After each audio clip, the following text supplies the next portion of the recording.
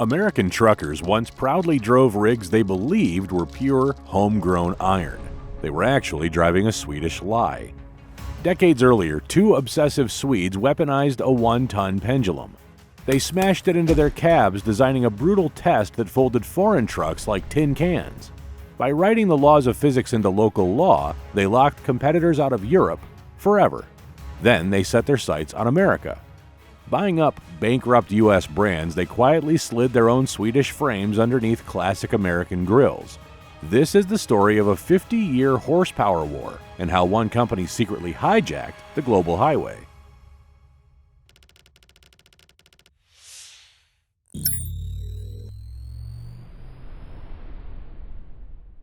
The story starts in Stockholm in 1924. Oscar Gabrielsson and Gustav Larsson sat down at a restaurant called Sturhof over a plate of crayfish and talked themselves into starting a car company from scratch in a company that didn't have one, eventually building their empire in Gothenburg. Gabrielsson was the money man, sharp on cross-border trade and spotting an opportunity. Larsson was the engineer, trained at KTH in Stockholm with years building engines over in England before he came home.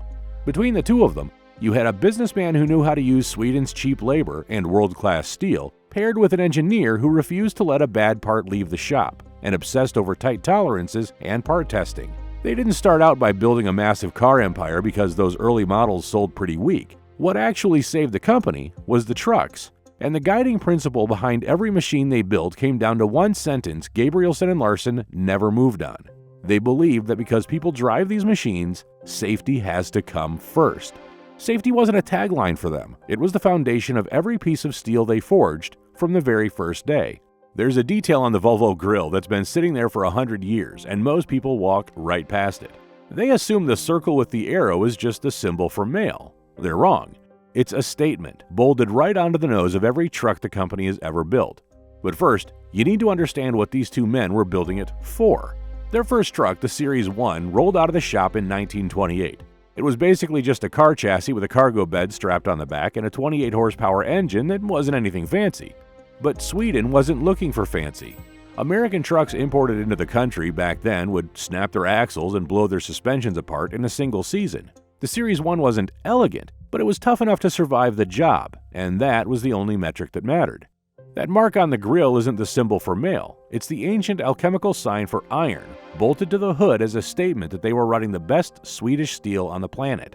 That alchemical sign for iron wasn't just a badge, it was a survival strategy. In the mid-1930s, Sweden's backcountry was a graveyard for weak machinery. The mud, the ice, and the heavy timber loads on the Norrland logging roads acted as a brutal filter. Any part Volvo didn't build itself, it couldn't trust. By 1935, they stopped gambling on borrowed gasoline engines from outside suppliers and started forging their own inline-six diesels. They'd figured out that to survive a Swedish winter, the engine, the frame, and the iron all had to speak the same language. In 1935, they bought out their engine maker, Pentaverken, and followed that up by buying the gearbox shop a few years later. By the late 1940s, Volvo owned the whole machine, the engine, the gearbox, and the axles, top to bottom. Today, business guys might call that vertical integration. Back then, it was just the only way the founders knew how to build a truck that wouldn't snap in half in a Norrland logging road. Then came the Titan in 1951. This was the biggest truck Volvo had ever built, designed to haul 20-ton loads up icy grades that would stall out lesser iron.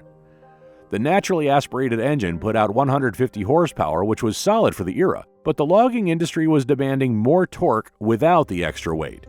Swedish weight limits didn't forgive a bigger engine block, so the engineers looked past trucks and started studying ships and locomotives. Those machines were already using turbochargers to force compressed air into the cylinders, which allowed them to squeeze more power out of the same iron. Nobody had figured out how to shrink a turbo small enough to survive on a truck engine bouncing over frozen ruts all day. Volvo did it anyway. In 1953, they quietly bolted turbo units onto a fleet of working Titans, and the drivers had no idea they were testing prototypes. They just knew their trucks were pulling harder. The turbo added 55 pounds and jumped output from 150 horsepower to 185, beating competitors stuck at 170 with engines twice as heavy. Volvo launched the production Titan Turbo in 1954, and naturally aspirated heavy iron was on borrowed time across Europe. The real masterstroke wasn't found under the hood, though. It was in the cab. And this part of the story reads more like a heist than an engineering project. By the late 1950s, Volvo had already moved to all-steel cabs, making them the first in Europe to ditch wood for good. Then, in 1959, they designed something that looked like a safety test on paper. In reality, it was a heist, a way to lock an entire country's border shut tight without a single customs agent ever getting involved. Here's how they pulled it off. They took a pendulum weighing a full ton and swung it from a height so it would slam into the front pillar with enough force to cave in anything built cheap. That same pendulum would then smash the rear wall to simulate a shifted load snapping loose and crushing the driver from behind. Finally, they pressed 15 tons of static weight straight down on the roof to see if the structure would hold. To pass the test, the cab had to keep its shape and the doors had to stay shut during the wreck so they could be open afterward to pull the driver out alive. Volvo passed the test easily because their high-strength steel and reinforced pillars were built specifically for that kind of violence. This is where safety engineering turned into corporate warfare, because Volvo pushed to get this exact test written into Swedish law in 1960. Once that happened, every truck sold in the country had to survive the pendulum. British and American manufacturers built their cabs with thin steel and aluminum trim for flat highways, and when they were thrown at the Swedish pendulum, those cabs folded like tin cans. Re-engineering an entire cab line just to sell a few hundred units a year in a small Nordic country wasn't worth the cost to the suits in Detroit. They didn't bother to compete, and that pendulum test alone locked the Swedish market shut for good. That's exactly what it was, a safety regulation working like a trade wall. Volvo didn't need tariffs or trade lawyers to keep the competition out. Writing the laws of physics into Swedish law did the job just fine, and foreign competitors simply couldn't build a cab that survived it. The final bolt in the philosophy wasn't found under the hood, it was in the cab itself. Older trucks buried their engines under a long hood, meaning a mechanic had to spend hours hunched over a fender with a flashlight just to reach a part. Engineers hinged the entire cab at the front bumper so one man could unlatch it and tip the whole structure forward. This exposed the engine, the turbo, and the gearbox in seconds, turning a 2-day job into a single afternoon in the shop. The pieces were on the board now. They owned the iron, the safety patents, and an engine bay that opened like a book. Now Volvo needed a truck to carry that reputation past the Swedish border.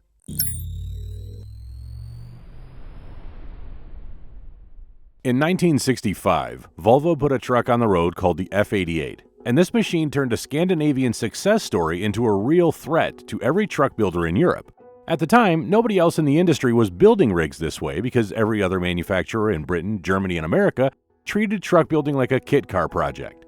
You grabbed an engine from one supplier, a gearbox from another, and a cab from a third before snapping the parts together and hoping the torque curves didn't fight each other on a steep grade. Volvo threw that whole model out the window in favor of an approach they called System 8.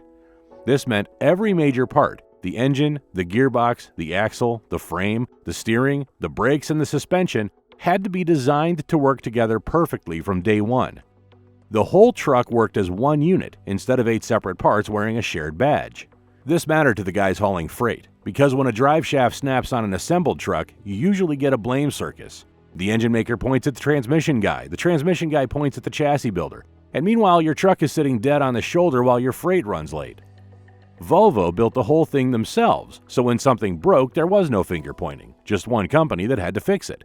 The F88 backed up that promise with reliability numbers other manufacturers couldn't touch, while British brands were lucky to hit 50,000 miles before a major rebuild. That kind of reliability doesn't happen by accident. It's what you get when the engine and the gearbox get built together from day one instead of getting bolted together after the fact.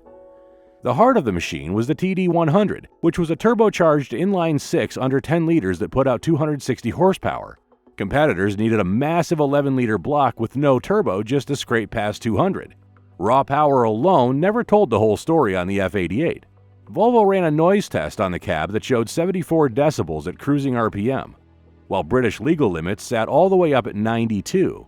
If you stepped inside an F88 running down the highway, you could hold a normal conversation, but inside the competition, you were usually shouting over your own engine. They also built in a proper sleeper cab, and that single decision changed what long-haul trucking even looked like. For the first time, someone built a truck around the man driving it, instead of just focusing on the tonnage behind him. By 1970, Volvo ran into a problem that had nothing to do with horsepower and everything to do with geometry. West German regulations were pushing for bigger engines, so Volvo answered with the TD120, a 12-liter turbocharged 6 making 330 horsepower.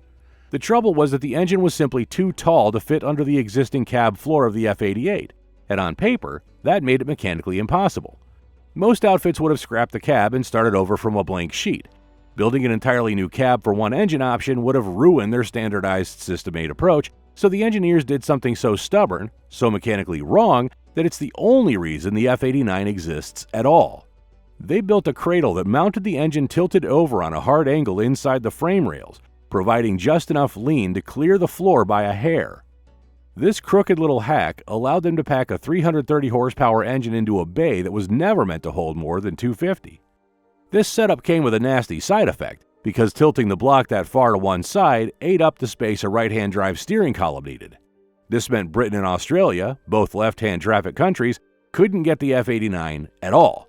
Volvo had to scramble to find a stopgap, so they crammed a boosted version of the smaller TD100 into a standard F-88 chassis to hold the line until the next generation arrived. Even Volvo's engineering couldn't out-argue basic physics on every front, but the fact that they'd rather build a crooked engine cradle than break their own philosophy tells you how committed they were. That commitment was about to get tested in a place where good enough engineering went to die. When oil money hit the Middle East in the early 70s, it triggered a construction boom that the local ports couldn't handle, and freight started moving overland for thousands of miles from Rotterdam and Munich, down through the Balkans and over mountain passes in Turkey toward Tehran and Riyadh. Extreme heat, freezing altitudes, brutal grades. British and German rigs boiled over on those climbs or snapped their drivetrains outright. The F-88 just kept rolling past them. It had sealed cooling, a crankshaft built for punishment, and filters that kept sand out of the fuel system. And a good chunk of the 40,000 F-88s built between 1965 and 1977 made their name on that exact route. Back home in Britain, the response to the Swedish invasion was almost non-existent. Bedford couldn't get a real investment out of the suits at General Motors, and Foden built a factory to crank out 6,000 trucks a year just as the market started collapsing. Leyland was too busy getting swallowed by government-mandated mergers to build anything coherent. While Britain was falling apart, Volvo was busy cutting a deal that most drivers never even heard about. Designing a whole new cab from scratch cost a fortune, and no single European manufacturer had the volume to make that math work alone. So in the mid-70s, Volvo sat down with DAF out of the Netherlands, Majerus Deutz out of Germany, and Saviem out of France, and they split the cost of one shared cab structure 4 ways. Each company still ran its own engine and its own badge, but underneath the sheet metal they were all running variations of the same tooling. That arrangement got known as the Club of Four, and it wasn't about friendship, it was about survival math. Sharing the tooling bill cut Volvo's own development cost on that cab program by a wide margin, and that savings didn't just sit in a bank account back in Gothenburg. It got plowed straight back into engine development, and more importantly, it built up the war chest Volvo would need a few years later, when White Motor Company went belly up in America. Without the Club of Four freeing up that capital in the 70s, Volvo doesn't have the cash on hand to make a serious run at the American market when the opportunity actually showed up. By 1977, Volvo had moved past the F-88 entirely, rolling out the F-10 and F-12 at the Frankfurt show. The F-12 launched with a 12-liter engine pushing 330 horsepower, a number that would climb toward 400 over the next decade, and Volvo had sold 200,000 of them over their 16-year run. In 1979, they released the Globetrotter, which was a raised-roof sleeper that let a driver stand up straight inside his own cab for the first time in history. It sounds like a small detail, until you picture the alternative of drivers folding themselves into flat-roof boxes for weeks at a stretch. The Globetrotter started as a luxury, but it quickly turned into a deal-breaker for elite drivers, forcing every competitor in Europe into an expensive scramble to build their own high-roof cabs. The only real fight left was against their own countrymen at Scania. Scania was building the same kind of obsessive integrated trucks just a few hundred kilometers away in Södertälje, and that rivalry got so intense that Volvo tried to buy the company outright in 1999. Brussels killed the deal because a combined company would have owned nearly 90% of the Swedish market. Europe was won, but storming into America under a Swedish flag was never going to work, and Volvo knew it.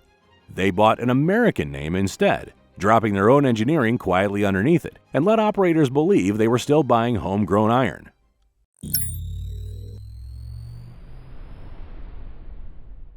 White Motor Company built the trucks that helped pave the American interstate system, but debt and bad decisions ran the company into the ground by the late 1970s. In 1981, White filed for bankruptcy, and Volvo stepped in to buy the wreckage. The factories, the blueprints, the dealer network, the whole distribution chain American truckers already trusted. Volvo moved in quietly, doing things the Swedish way underneath the hood, while the badge on the front stayed the same. A trucker didn't have to walk into a new Volvo showroom and explain himself to a stranger. He walked into the same white dealer he'd always used, and the truck on the lot just happened to have Swedish engineering under the skin. Then, General Motors wanted out of the heavy truck business too, since the margins were too thin next to cars. The two companies formed a joint venture in 1986. By 1988, trucks were rolling off the line under the white GMC badge, with the Brigadier and the General running Volvo-influenced engineering underneath the familiar grille. All of it came out of the New River Valley plant in Dublin, Virginia, which became Volvo's American heart, the place where a Swedish approach proved it could survive on American highways and American fuel prices. Here is the move almost nobody noticed, and it was the smartest play in the whole American campaign. They also picked up the Autocar name in that same white deal, which was the oldest surviving truck brand in the country. Autocar was worshipped in construction and refuse hauling because it was built for severe duty work. Volvo understood that the American owner-operator in the 80s was too proud to put a Swedish badge on his rig, so they never asked him to. They kept the Autocar bow tie riding high on the grille, while sliding their own frame rails and electrical systems quietly underneath.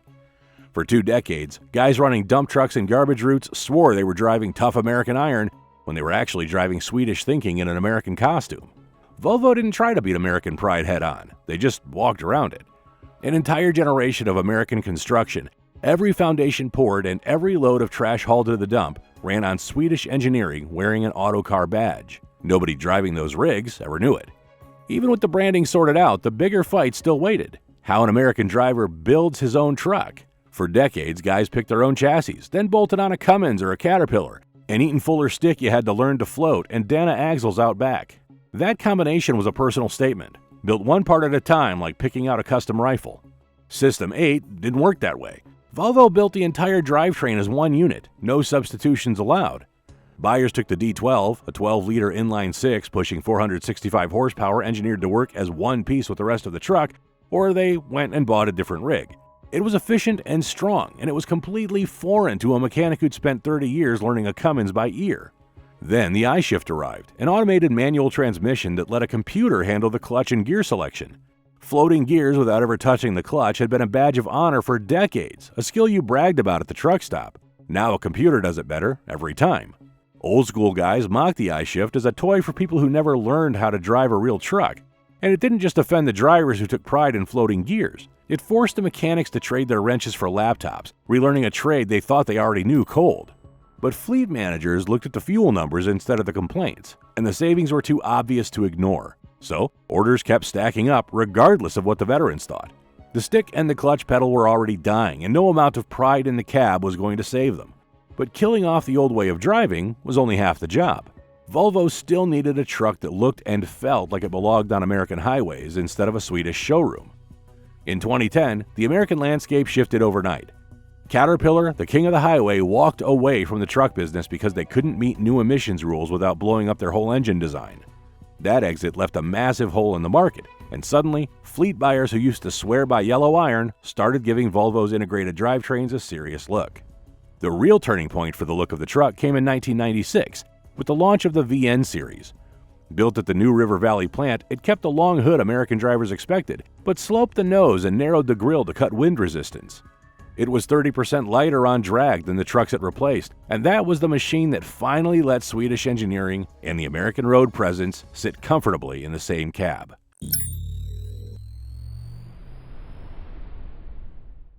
The American spec war got fought and won on the shop floor, one stubborn mechanic at a time. But the fight that really defines Volvo's engineering identity never happened on U.S. soil at all. It happened at home, against their own countrymen, and it lasted for more than 50 years. Scania builds out of Södertälje. Volvo builds out of Gothenburg. Two Swedish cities a few hundred kilometers apart, and two engineering cultures that can't stand to lose to each other. This isn't a rivalry cooked up by a marketing department. It's real men in real dyno cells trying to out-torque their own neighbors, and it's been running since 1969. That's the year Scania dropped the DS14, a 14-liter V8 pushing 350 horsepower. Nothing on the road came close. Volvo's own flagship at the time, the F89 we already covered, was topping out around 330 from a straight 6, and Scania's V8 made that number look small overnight. Scania planted a flag. 8 cylinders, big displacement, the kind of engine that sounds like a freight train idling at a red light. Here's where Volvo's engineers made a call that tells you everything about how they think. They didn't build a V8 to answer back. They doubled down on the straight 6 instead. They bet that a simpler, better balanced engine could beat a bigger, heavier one through pure efficiency. By the close of the 70s, Volvo's F12 had matched Scania's 350 horsepower number using 6 cylinders instead of 8.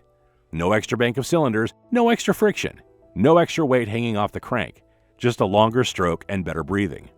The back and forth never stopped after that. Scania's V8 pushed past 400 through the 80s, Volvo answered with a refined straight 6 instead of bolting on cylinders, and by the 90s the 16-liter FH16 had pulled ahead past 500 horsepower. The race kept climbing through the 2000s, both brands trading the crown back and forth. Volvo actually held the lead with a 750 horsepower straight 6 for nearly a decade, until Scania hit 770 in 2020 and took the top spot back to Södertälje. Then in January of 2024, Volvo dropped the D17. 17 liters, 780 horsepower, 3,800 newton meters of torque. Still 6 cylinders in a straight line.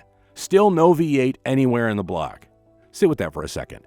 Scania has been running a V8 since Nixon was in office. 8 cylinders, more displacement, more parts, more theoretical muscle. And for most of 5 decades, Volvo has answered that with fewer moving parts and less iron, and still come out ahead more often than not. That's not stubbornness for its own sake. A straight 6 is naturally balanced. No heavy counterweights fighting rotational forces. Less friction bleeding power out the sides.